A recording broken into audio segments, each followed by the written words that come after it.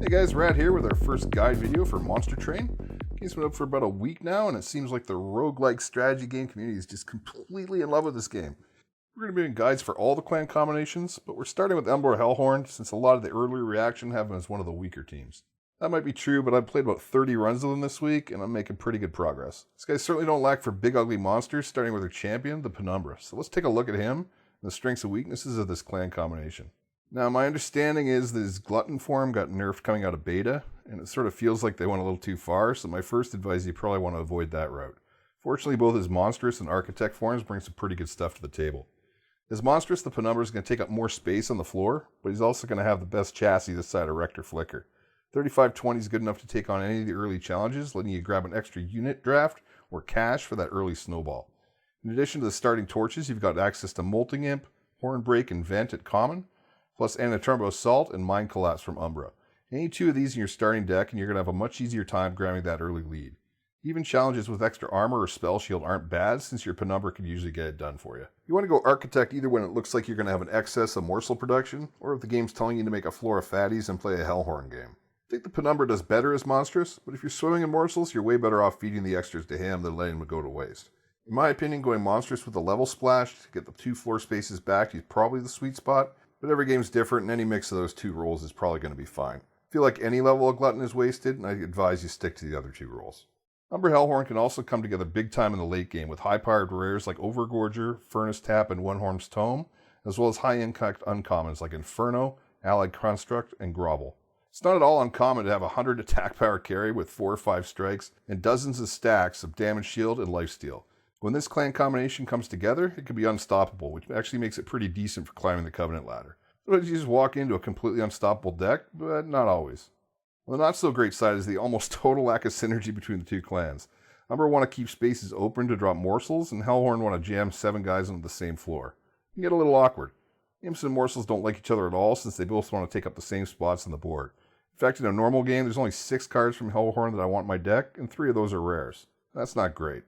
All this adds up to a higher than average chance that your deck just doesn't come together. For example, since one of Umbra's big strengths is mana production, there's a massive difference in the games where you find One Horn's Tome and the ones where you don't.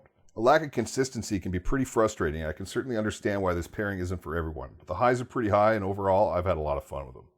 Starting at Covenant level 1, you're going to get 2 of a random common from each faction, plus an uncommon from Umbra. These cards are the first indicator of what direction you're going to be taking your deck and have a big impact on how your early game plays out. From Hellhorn, you can get a selection of 3 imps plus Hidden Passage, Ritual Battle, Fortify, Hornbreak, and Vent. Of these, you're definitely happiest to see Hornbreak. This is a premium removal spell throughout the game, and 2 copies is perfectly fine for most decks. You definitely want to pick up the 10 power enhancement, ensuring this card stays relevant well into the late game. Hornbreak is one of the best commons in any faction, and is the only Hellhound common we're likely to pick out of a pack. The next best common is probably Hidden Passage, and this card signifies that you might want to consider overstacking the second floor, saving the top floor Penumbra or a premium Gorge target like Overgorger or Allied Construct. Either way, seriously consider going Architect when you see this card. Keep an eye out for Shadow Siege if you're playing Ascend. If you can find a way to generate 6 mana, an extra 200 power attacker is a pretty nice addition to your standard Hellhorn second floor of death. Next up we got Fortify. This card's obviously going to be a lot better if you find yourself in a Hellhorn game, but not quite good enough to pull you in that direction. Extra armor for no mana is generally useful, but there can be a lack of synergy with the big mana game that Umbra likes to play. If you don't end up removing these, you're going to want to pay a little more attention to getting card draw in your deck, and keep in mind it's pretty unlikely you're going to upgrade these, as it takes a rare double stack modifier to improve them. There's just a lot better targets for that mod, and even if there isn't, it's tough to justify spending 80 gold on a Fortify. This means Fortify is almost always going to be 5 armor, which isn't doing a lot in the later stages. Vent is kind of a medium option, and it certainly has its spots, especially in the early game. As we said, it's perfect for taking on those early challenges and scoring some extra gold or even a unit draft. If you don't end up removing them, make sure you grab the plus 20 and consume upgrade. Sweepers are generally better early in the fight, and you don't really want to draw them on the turn you're facing a boss. This makes the consume upgrade a perfect choice, if not removing them later in the run. The only one of the 3 imps that I'm really happy to see is Molting Imp. Essentially, he's a Vent stapled onto a creature, and you get a lot of the same advantages in the early game. I still think Vent's a better card, mainly because of the upgrade that you can do on the spell power. I suggest you get rid of him later on, since an upgraded Vent is much better, and you don't want him hanging around taking up valuable morsel space. I'm not a big fan of the Rage deck, even when playing Heavy Hellhound, so an expensive 3-cost Rage card isn't really up my alley. Still, Ritual Battle is a pretty significant DPS boost, especially if you can find a multi-strike unit to play it on. 3 casting cost means that if you do play this card, you're probably going to have to invest a cost reduction, or maybe even 2, and even then you probably don't want 2 of them. I generally don't want to see Ritual Battle on my decks as a prime candidate for removal, maybe even before the Train Stewards. And last up, we got the other 2 imps, Welder Helper and Fledging Imp. Neither one of these cards fits what we're trying to do, and I generally try to remove them as soon as possible. There's really not much more to say except that imps and morsels just don't play well with each other. Now let's take a look at the possible starting commons for Umbra. There's a lot of good stuff here with Perils of Production, Making a Morsel, Packed Morsels, Antrumba Assault, Prismal Dust, Space Prism, Mind Collapse, and Immortal Trade. Top choice here is going to be Making of a Morsel. This is an engine card for Umbra and a prime target for upgrades. Start with cost reduction at the very least and consider holdover if it comes your way. Morsel miners are the best at adding stats to your units, but keep in mind they won't be providing sustain from either damage shields or lifesteal. Make sure you have access to these effects to keep your units alive either through spells or uncommon morsel generation. The first copy of Space Prism is a must-have for Umbra. Making extra space for morsels and having the flexibility of what floor to expand on is an important tool in your belt. This card lets you avoid buying floor space with your pyre upgrades. With a lot of morsel production and a thin deck, consider removing Consume from this card and using it multiple times. If you can't pull that off, remember you can pull the same trick with an upgraded Crucible extension. Having one or the other is extremely useful in an Umbra deck, and either card upgraded should be a priority addition. I'm not a huge fan of having multiple copies, but you're going to need more floor space, and you're going to need access to this effect one way or another. Close behind the top 2 is Antrumba Assault, which isn't quite the priority it is in decks without access to Hellhorn's removal suite, but still a great card. I like to have 2 total copies of this in Hornbreak. This card does tend to drop off in the later stages and deeper into rounds, so if you already got enough removal and uncommon morsel production, don't be afraid to hit this with the plus 20 Consume upgrade. This is a big value card, especially when Ember is tight. Removing an opponent and getting morsels for 1 Ember is a fantastic tempo play and can really help you set up your board in the early stages of level. Next up on the list is Perils of Production. 90% of the time you're going to be playing this on a morsel as an accelerate effect, trading that card for 2 Ember, but you're also going to get a little bit of damage out of that morsel too, so that's a nice little bonus. The Ember Ray drawback is nullified by the morsel being consumed at end of turn, so the drawback's really easy to manage. Seeing a pair of these in your initial deck means you should be looking to play a big mana game.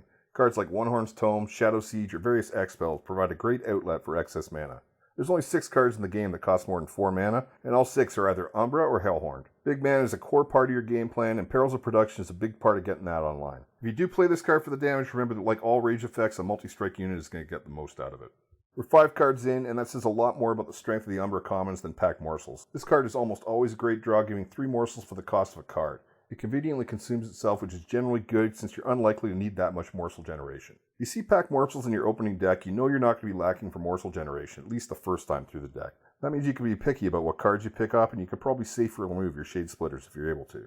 Truth be told, 1's probably the ideal number, but 0-cost cards with Consume aren't going to dilute your deck all that much, so if you start with 2, so be it. Now, Mind Collapse can be a little awkward to use, but if the stars align correctly, it can sometimes be the best card in a particular situation.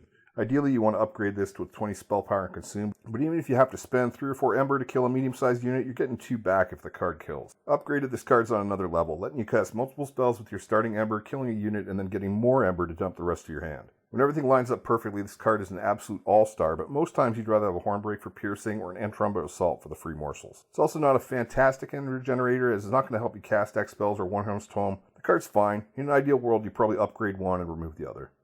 Immortal Trade is best described as a necessary evil. Unlike damage shields, lifesteal cares which turn you apply the stack to your unit. It's not uncommon to have your carry unit take a lot of damage if he's staring at lethal damage because you drew the wrong morsels at the wrong times. Having one of these in your deck lets you ensure that your units don't suffer from a lack of sustain and is actually a pretty decent target for permafrost. That way you only draw it once and it's not clogging up your draws when you don't want to see it. This isn't a card you want 2 of, and removing the second one is a good idea. The Ember Drain isn't ideal, but the situations where you want to cast this are ones where the Ember Drain is the least of your worries. And finally, our last common is Prismal Dust, and I can't say enough about this card pool when our worst option is a high upside X spell. I mean, how good are the Umbra commons when gain X damage shield is their worst card? This isn't really what you want to see in the early game, but starting with 2 copies of Prismal Dust means you want to take a second look at Ember generators and other big mana cards. It's definitely going to slow down your early game though, as Prismal Dust is not a good card without the engine to fuel it, and you may want to take it easy on the early challenges if you started with 2. Now let's talk about win conditions. Commons will get you through the early game, but these next cards are strong enough to defeat end bosses and in some cases win the game all on their own. Ideally, you're going to want one of the 2 premium Umbra creatures to carry the game for you.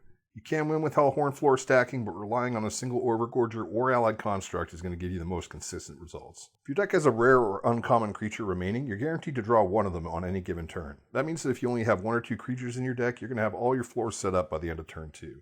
Any veteran of deck building games will tell you that consistency is one of the keys to victory, and I highly recommend taking advantage of this when building your deck. If you get an Overgorger early, he's got the much higher upside. If you see a large stone, slam it, but don't get greedy. He only starts with 15 hit points, and a plain old Heartstone is just fine on him. Jam any morsel you can into his big fat mouth, and this guy will return the favor by hitting triple-digit attack power in the late game. The other option is an uncommon, the Alloyed Construct. He's pretty ridiculous out of the box at 25-25 double strike.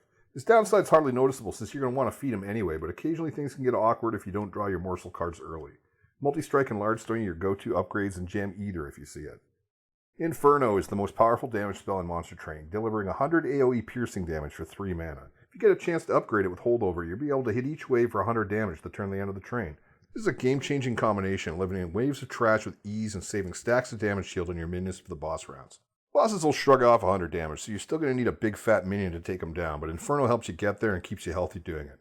Inferno is the best card in either faction and a slam dunk pick out of any pack if you don't already have one. I mentioned One-Horn's Tome a lot for this video, and for good reason. Multi-strike is the single best upgrade on any stack carry, and getting on a spell is even better. You'd love to see double stack, but even without, you'd be hard pressed to find a better dupe target for your deck.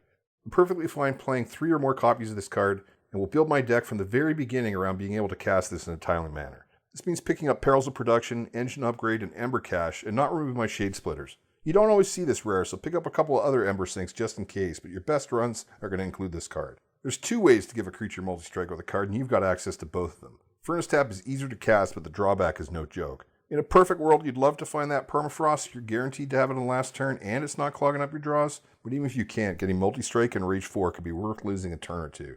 If you're running this card, prioritize upgrading key cards to cost no Ember, and take Ember generators like Perils of Production and Ember Cache to kickstart your engine on turns you're Ember drained. These are the best 5 cards you can have, and while there's obviously multiple paths to a win, stuffing a powerful minion full of morsels and then laying on the multi-strike is certainly the most consistent deck, but you definitely want to take advantage of powerful artifacts and synergies. As you've seen throughout this video, it's not all Allied Construct and Overgorger, and if you've got a particular strategy that's worked especially well for you, let me know about it down in the comments. So here we are on the final boss with our preferred build, and if we take a look at our deck, we've got just 2 creatures in it. Got a Penumbra and Allied Construct. In fact, we've got the Sketches of Salvation to summon him to the middle just to start the fight. 3 copies of One-Horn's Tome with double stack, so that's pretty good. 2 upgrades of magic power on the Power Stone to go 25. Upgraded Gem Trove twice because we couldn't find a Grovel. Got the engine upgrade just for a little bit of mana to help us cast the One-Horned Tome. Still got a Fortify left in the deck from the very beginning. Packed Morsels, I think, from the very beginning. Shroud Mitosis is a pretty cool card. Can create extra copies of Morsels. Useful. Again, Shroud Spike, same thing. Extra Morsels. Got the 3 Shade Splitters in here because they generate mana, which we might need to pop our One-Horned Tome. 2 Space Prisms, a torch that didn't get removed, and Void Binding, which is actually what we started with, not the Packed Morsels. So we're close to the final turn here. We've got 5 mana. I'm going to drop our Morsel. I think we're going to do the engine upgrade, and I guess we probably want to drop this and then close to play out our hand. And I haven't done the math here, but I'm guessing this is going to be enough with 9 attacks. Only 72 attack power, not the highest I've ever seen, but certainly a capable fellow. And yeah, it looks like we've got the win, but we'll play it out anyway, just for fun. Drop the Making of a Morsel, give him Void Binding. Those don't do anything.